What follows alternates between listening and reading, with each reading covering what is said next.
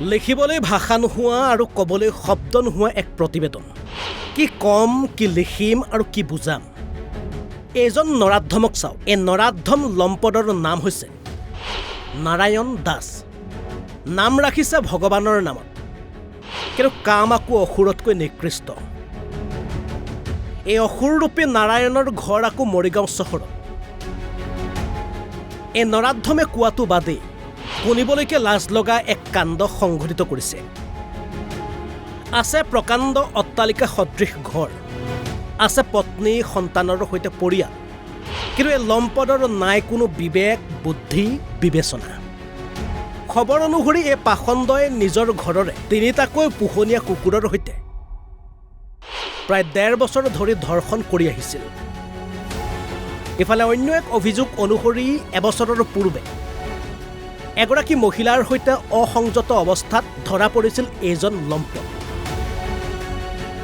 শেষত animal crime কণ্ট্ৰলৰ অভিযোগৰ ভিত্তিত মৰিগাঁও আৰক্ষীয়ে আটক কৰে এইগৰাকী লম্পট নাৰায়ণ দাসক।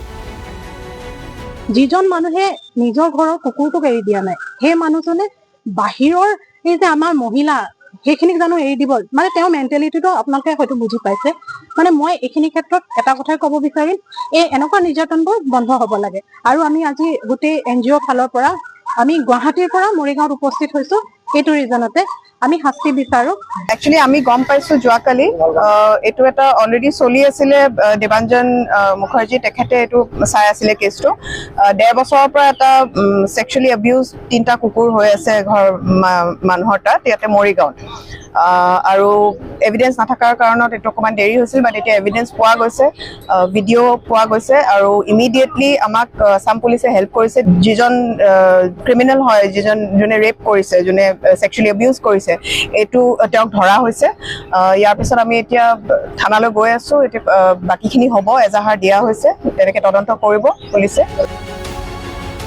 মৰিগাঁৱৰ পৰা দিগন্ত ডেকাৰ ৰিপৰ্ট, অসম লাইভ 24।